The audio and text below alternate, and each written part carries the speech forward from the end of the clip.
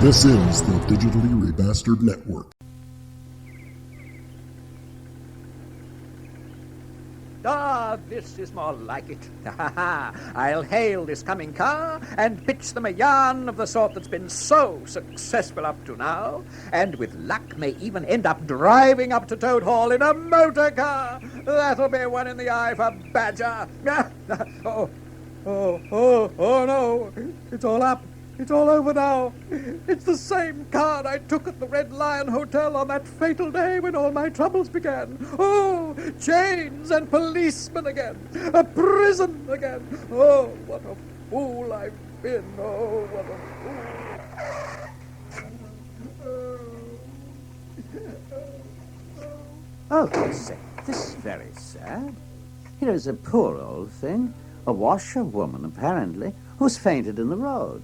Perhaps she's overcome by heat. Poor creature. Probably hasn't had any food today. Let's lift her into the car and take her into the village. All right. Come on.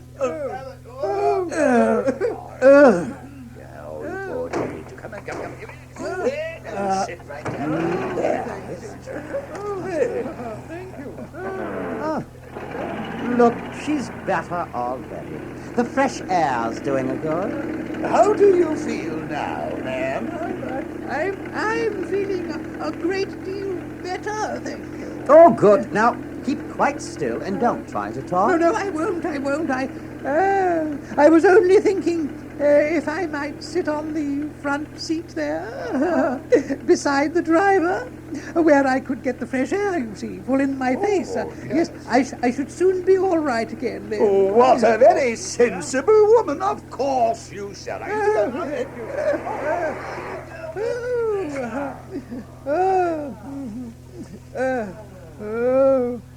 It's fate. Why struggle? What's that, ma'am? Oh, no, nothing. I wish you would kindly let me try and drive the car for a little. Yes, I've been watching you carefully, and it looks so easy.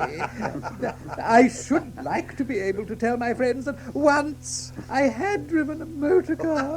Oh, I like your spirit, ma'am. Oh, yes, thank you. Let her have a try. Look after her, and she won't do any harm. Here we are.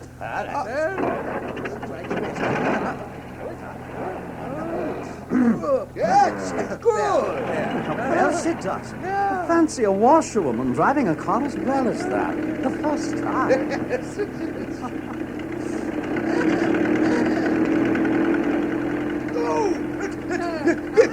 Be careful, washerwoman. Slow down. Slow down. Slow down. Washerwoman indeed. Oh, I am the Toad. Yes. The motor car snatcher, the prison breaker, the Toad who always escapes. Sit still, and you shall know what driving really is. Yes, you are in the hands of the famous, the skillful, the entirely fearless Toad.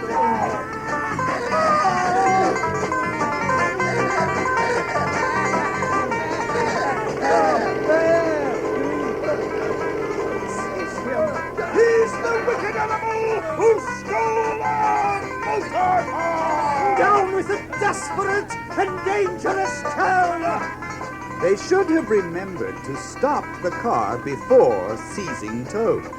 With a half-turn of the wheel, the Toad sent the car crashing through the low hedge that ran along the roadside. One mighty bound, a violent shock, and the wheels of the car were churning up the thick mud of a horse pond.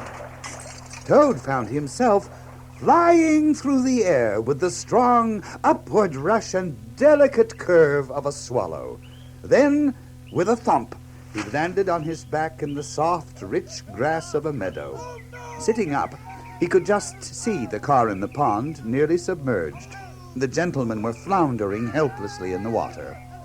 He picked himself up rapidly and set off running across country as hard as he could, scrambling through hedges, jumping ditches, pounding across fields till he was breathless and had to settle down into an easy walk.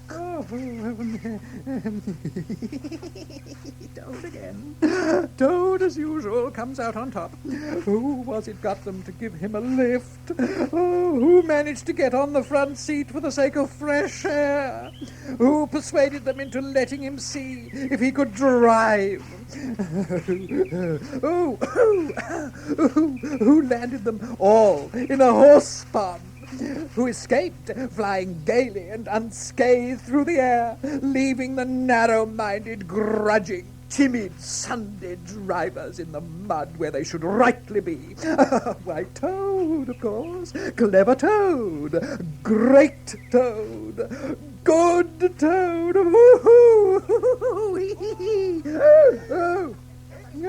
Oh, horror. Oh, misery. Oh, despair. Here they come, and they've got a policeman. Oh, my. What an ass I am. What a conceited and heedless ass.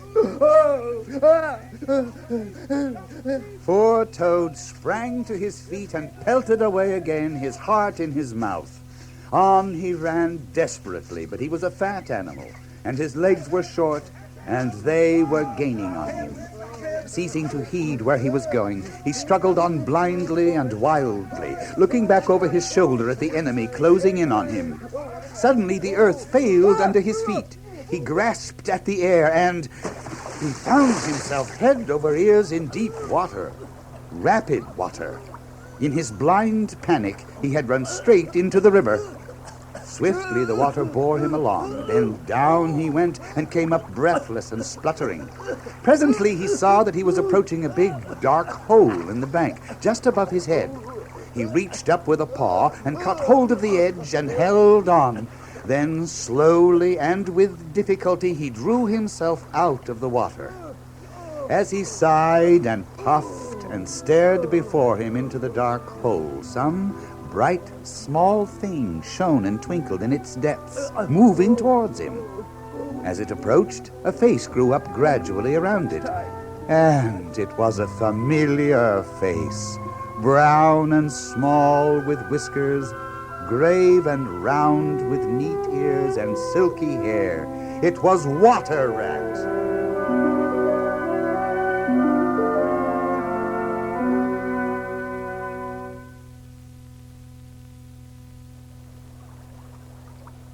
The rat put out a neat little brown paw, gripped Toad firmly by the scruff of the neck, and gave a great hoist and a pull.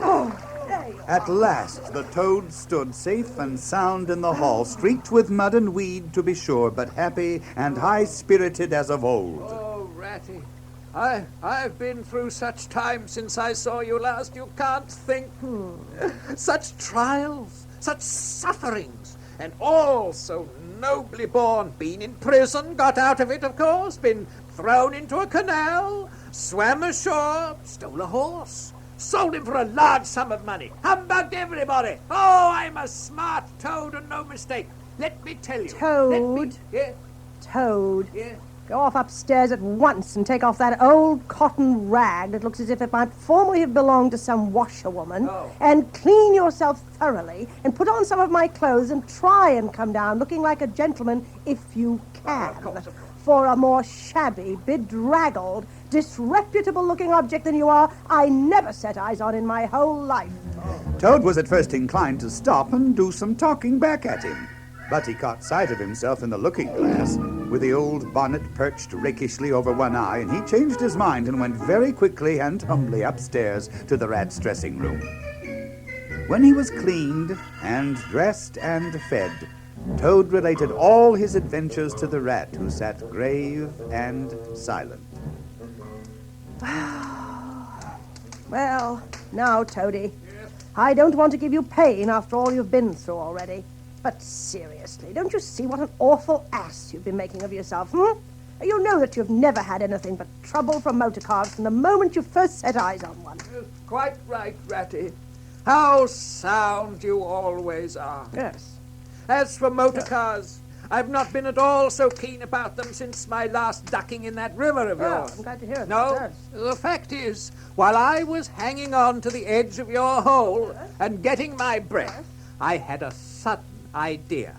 A really brilliant idea, Ratty. Connected with motorboats. Toady. Oh, no, there. It was only an idea. We won't talk any more about it No, now. I think not. No, I've had enough of adventures. After dinner, I'm going to stroll down to Toad Hall. What? And What? A stroll down to Toad Hall? Yes? What are you talking about? Do you mean to say you haven't heard? heard what?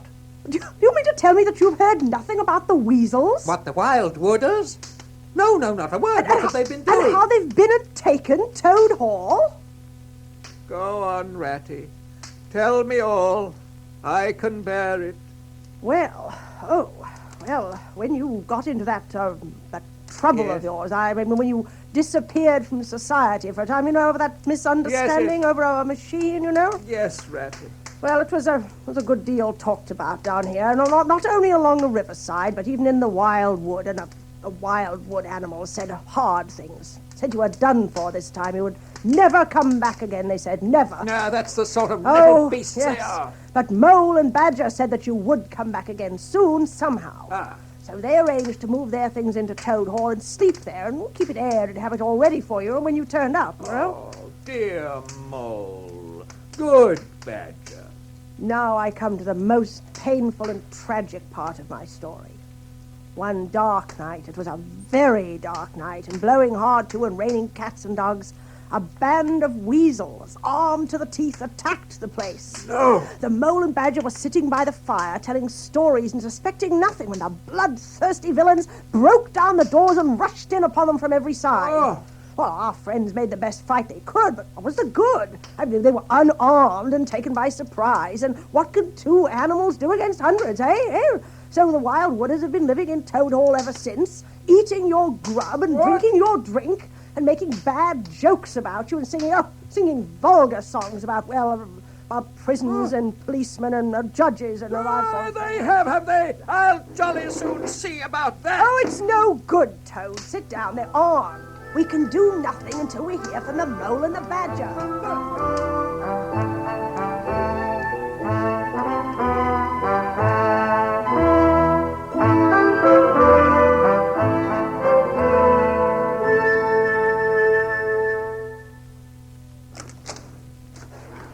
What's this? Welcome home, Toad. Oh, what am I saying? Home indeed is the poor homecoming, unhappy Toad. Oh, dear old Badger. Well, now, have a bite to eat, Badger, eh? Never mind him, Toady. He's always low and despondent when he needs food, remember?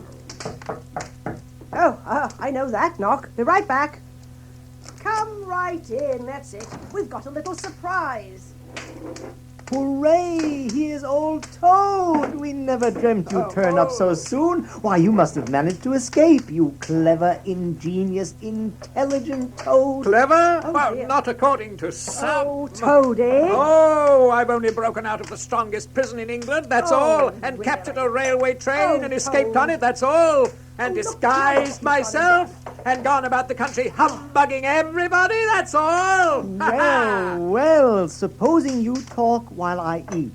Oh, my. Look at that.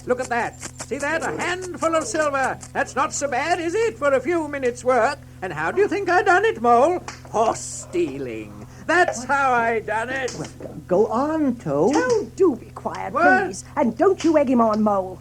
We must decide what's to be done. Our position's about as bad as it can be. Sentries posted everywhere, guns poked out at us when we've been round the place by night and by day, stones thrown at us. I think I see what Toad Well, now really what ought to he do. I'm not going What he to be ought to ordered do is about exactly you what I fellows. told him to do in the first place. Be You remember quiet, when I be said- quiet, be quiet, all of you. Ah, Toad, you bad, troublesome little animal. Aren't you ashamed of yourself? What do you think your father, my old friend, would have said if he had been here tonight and had known of all your goings-on? There, never mind. We're going to let bygones be bygones and try and turn over a new leaf. Now, what Mole says is true. They have guards at every point. We can't think of attacking the place. They're too strong for us. Then it's all over. I'll go and enlist in the army. And never see my dear Toad Hall anymore. Cheer up, Toady, cheer up, Toady. There are more ways of getting back a place than taking it by storm. Now, I'm going to tell you a secret. There is an underground passage. What? An underground passage that leads from the riverbank right up into the middle of Toad Hall. Oh, nonsense, nonsense. I know every inch of Toad Hall. There's nothing of the sort, I assure you. My young friend, your father told me a great deal he wouldn't have dreamt of telling you. What? He discovered that passage. He didn't make it, of course. It was done years before he ever came to live here. And he repaired it and cleaned it out because he thought it might come useful someday. And he showed it to me. Oh. Don't let my son know about it, he said. Don't let my son know about it. He's a good boy, but simply can't hold his tongue. If he's ever in a real fix, you may tell him about the secret passage, but not before. Well, perhaps I am a bit of a talker. A popular fellow such as I am. My friends gather round me. We chat, we sparkle, we tell witty stories, and somehow my tongue gets wagging. Well, I found out a thing or two lately. There's going to be a big banquet tomorrow night. It's somebody's birthday. The chief weasels, I believe, and all the weasels will be gathered together in the dining room, eating and drinking and laughing and carrying on. No guns, no swords, no sticks, no arms of any sort whatever. But the sentinels will be posted as usual, won't they? Exactly. That's where the passage comes in. It leads right up under the butler's pantry next to the dining hall. That squeaky board in the pantry. Yeah, now I understand it. We shall creep out quietly into the pantry. With our pistols and swords and sticks, what? Yes. And rush in upon them. And whack 'em, and whack 'em, and whack 'em.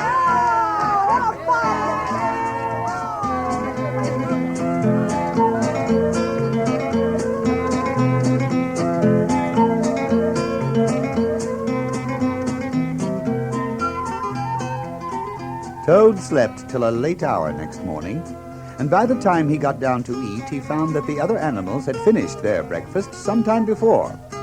The mole had slipped off somewhere by himself. Badger sat in the armchair reading the paper, and Ratty was running round the room busily with his arms full of weapons of every kind, distributing them in 4 little heaps. Here's a sword for the rat, here's a sword for the mole, here's a sword for the toad, here's a sword for the badger. Yes, here's a pistol for the rat, here's a pistol for the mole, here's a pistol for the toad, here's a pistol for the badger. That's all very well, Ratty. But once we get past the guards, we shan't want any swords or pistols. We 4 with our sticks. Once we're inside the dining hall, we'll clear the floor of all the lot of them in 5 minutes.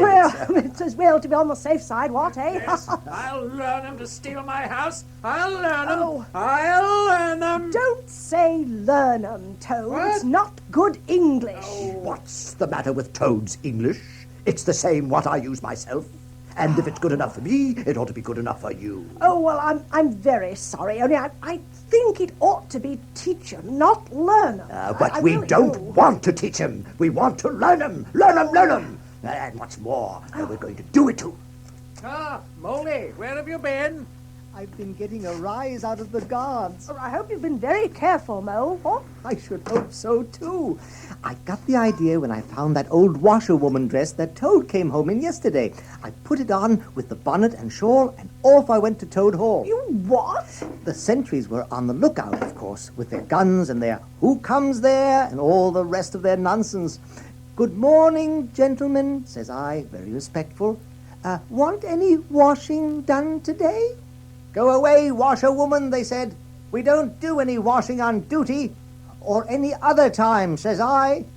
Wasn't I funny, Toad? Well, it was quite clever. Then the one in charge said, "Run away, my good woman, and don't keep my men idling and talking at their posts." "Run away," says I. "It won't be me that'll be running away in a very short time from now." Oh, Moley, how could you? I could see them all pricking up their ears and looking at each other when I said that. "Never mind her," said the sergeant. "She doesn't know what she's talking about." "Oh, don't I?" said I. "Well, let me tell you this. My daughter, she washes for Mr. Badger. And that'll show you whether I know what I'm talking about, and you'll know pretty soon, too. Oh, Moley, how could you? Says I, 100 bloodthirsty badgers armed with rifles are going to attack Toad Hall this very night across the fields. 6 boatloads of rats with pistols and cutlasses will come up the river and land near the garden. And a picked body of toads known as the diehards or the death or glory toads will storm the orchard and carry everything before them, yelling for vengeance. There won't be much left of you to wash, says I. Then I left. Oh, you silly ass, Mole. You've been and spoiled everything. It's right. How could you do that? But really? Mole, I perceive you've more sense in your little finger than some other animals have in the whole of their fat body. I say. You've managed excellently, and I begin to have great hopes for you. Good Mole, clever Mole. But Toad was simply wild with jealousy, more especially as he couldn't make out for the life of him what the mole had done that was so particularly clever. After a hearty meal, the badger settled down for a short nap. The laborious rat resumed his distribution of supplies. Here goes again. Now, here's a belt for the rat, here's a belt for the mole, here's a belt for the toad, here's a belt for the badger. Yes. So the mole drew his arm through Toad's, led him out into the open air, shoved him into a wicker chair, and made him tell him all his adventures from beginning to end, which Toad was only too willing to do. Indeed, much the Toad related belonged more properly to the category of what might have happened had I only thought of it in time instead of 10 minutes afterwards. Those are always the best and the raciest adventures. And why should they not be truly ours as much as the somewhat inadequate things that really come off?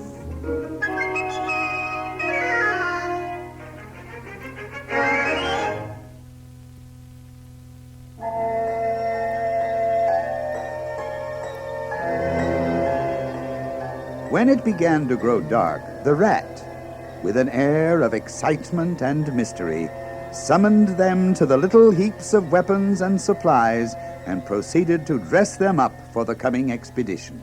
All right, Ratty. All right. It amuses you and it doesn't hurt me. Now, I'm going to do all I've got to do with this here stick. Oh, please, Badger. You know I shouldn't like you to blame me afterwards and say I'd forgotten anything. Now then, follow me. Mole first, 'cause I'm very pleased with him. Rat next, Toad last. Badger took a lantern in one paw, grasped his great stick with the other, and off they went. They went along the river for a little way, and then suddenly swung over the edge into a hole in the bank a little above the water. They groped and shuffled along with their ears pricked up and their paws on their pistols. We ought by now to be pretty nearly under the hole. The weasels are going at it. The passage now began to slope upwards. They hurried along the passage till it came to a full stop, and they found themselves standing under the trap door that led up into the butler's pantry. What a time they're having, eh? Now, boys, all together, all together. I won't detain you much longer. But I would like to say a word about our kind host, Mr. Toad. We all know Toad. Good Toad. Honest Toad. Honest Toad in prison. Oh, just let me get at him. Hold a minute, hold a minute. Get ready, all of you. I have composed a song on the subject of Toad. The hour has come. Follow me. Come on. Run! Well might the terrified weasels dive under the tables and spring madly up at the windows. Well might the ferrets rush wildly for the fireplace and get hopelessly jammed in the chimney. Well might tables and chairs be upset, and glass and china be sent crashing on the floor in the panic of that terrible moment when the four heroes strode wrathfully into the room. The mighty badger, his whiskers bristling, his great cudgel whistling through the air. Mole, black and grim, brandishing his stick and shouting his awful war cry. A mole! A mole! Rat, desperate and determined, his belt bulging with weapons of every age and every variety. Toad, frenzied with excitement and injured pride, swollen to twice his ordinary size, leaping into the air and emitting toad whoops that chilled them to the marrow. Up and down the whole length of the hall strode the four friends, whacking with their sticks at every head that showed itself. And in 5 minutes the room was cleared. Through the broken windows, the shrieks of the terrified weasels escaping across the lawn were borne faintly to their ears. On the floor lay prostrate some dozen or so of the enemy, on whom the mole was busily engaged in fitting handcuffs. Mole, just go outside and look after those sentries of yours and see what they're doing. I've an idea that, thanks to you, we shan't have much trouble from them tonight. Certainly. Well, I want some grub. Stir your stumps, Toad, and look lively. We've got your house back for you, and you don't offer us so much as a sandwich. Oh, well, I'll see what I can find. Give me a hand, Ratty. Certainly, old fellow. Did you see how I sent the chief weasel flying across the table with one blow of my stick? That'll learn 'em, eh? Hee-hee. Here's a basket of French rolls, and there's some cheese and butter. And here's some cold chicken with a lot of lobster salad. It's all over. When the sentries heard the yells and the uproar inside the hall, they threw down their rifles and fled. They've all disappeared by now, and I've got their rifles. Excellent and deserving animal. And now there's just one thing I want you to do, Mole, before you sit down to your supper. I wouldn't trouble you, only I know I can trust you to see a thing done.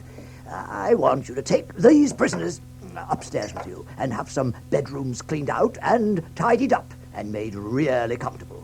See that they sweep under the beds and put clean sheets and pillowcases on and turn down one corner of the bedclothes, just as you know it ought to be done, and have them put clean towels and fresh cakes of soap in each room. And then you can give them a licking apiece, if you like, and put them out by the back door, and we shan't see any more of them, I fancy. And then come along and have some of this cold chicken. It's first rate. I'm very pleased with you, Mole. All right, you weasels, on your feet. Forward! March! The good-natured mole picked up a stick, formed his prisoners in a line, and led them off to the upper floor.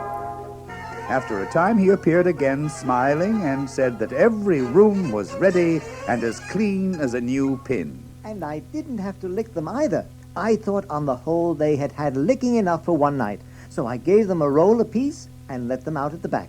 And off they ran as hard as they could.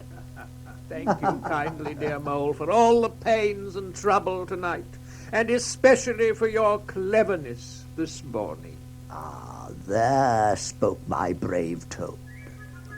So they finished their supper in great joy and contentment, and presently retired to rest between clean sheets, safe in Toad's ancestral home, won back by matchless valor, consummate strategy, and a proper handling of sticks.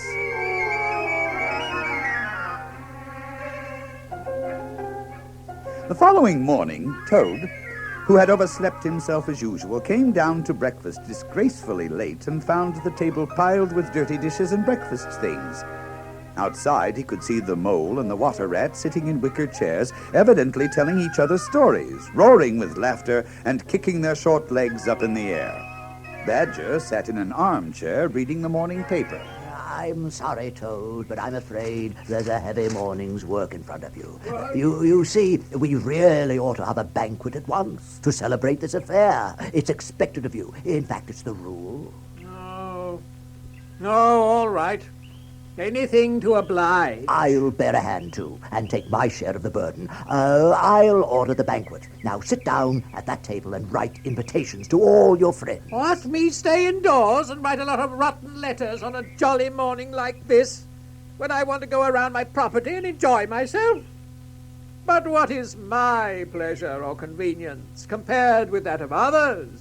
You wish it done, and it shall be done. Go, Badger, order the banquet, order what you like, then join our young friends outside in their innocent mirth, oblivious of me and my cares and toils. I sacrifice this fair morning on the altar of duty and friendship.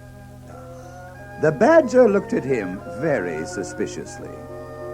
Toad left the room and went directly to his writing table.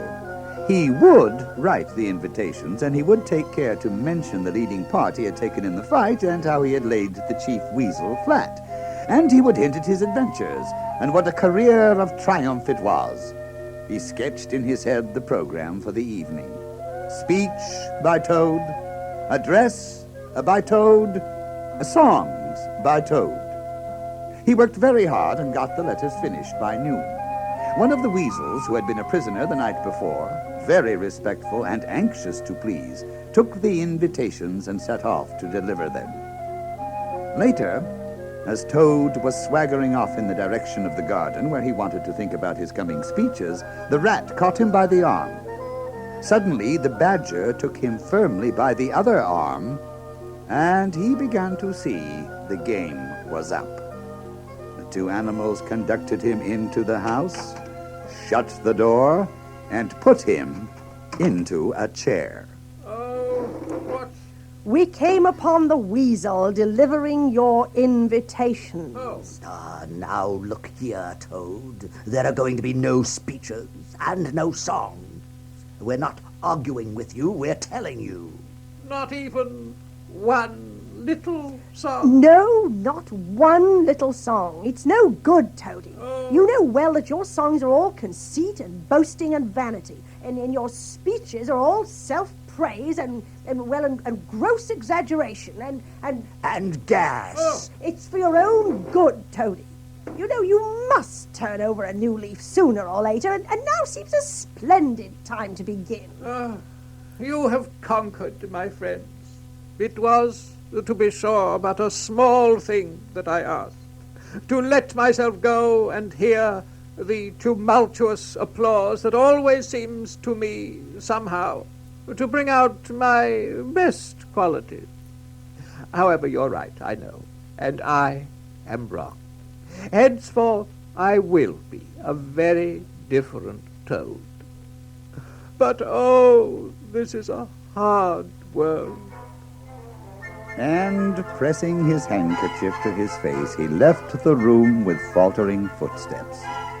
Mole was upstairs, filling out plain, simple invitation cards. As the hour for the banquet came, Toad retired to his bedroom and sat alone, melancholy and thoughtful. He pondered long and deeply. Then he began to smile. He got up, locked the door, drew the curtains across the windows, collected all the chairs in the room and arranged them in a semicircle, and took up his position in front of them, swelling visibly. Toad's last little song. When the Toad came home, there was panic in the parlor and howling in the hall. There was crying in the cowshed and shrieking in the stall. When the Toad came home, oh, when the Toad came home, there was smashing in of windows and crashing in of door. There was scurrying of weasels that fainted on the floor. When the Toad came home, bang go the drums. The trumpeters are tooting and the soldiers are saluting and the cannon they are shooting and the motor cars are hooting as the hero comes. Shout, hooray, and let each one of the crowd try and shout it very loud in honor of an animal of whom you're justly proud, for it's Toad's great day. He sang this very loud, and when he had done, he sang it all over again. Then he heaved a deep sigh. A long, long, long sigh.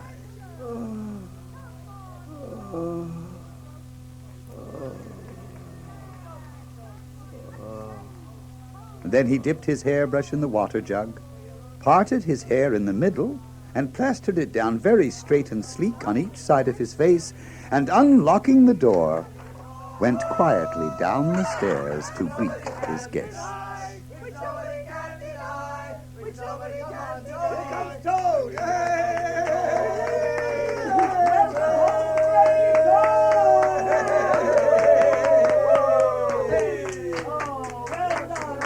Not at all, not at all.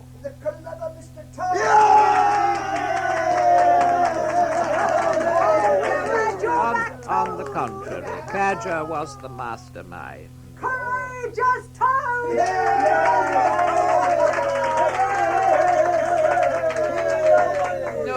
No. The mole and the water rat bore the brunt of the fighting. I merely served in the ranks and did little or nothing. Too humble, too humble. Enough of this. Let's see what the Badger has ordered.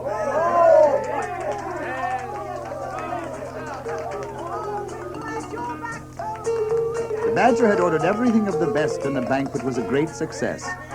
After the meal was finished, the animals began to knock on the table and cry for a speech.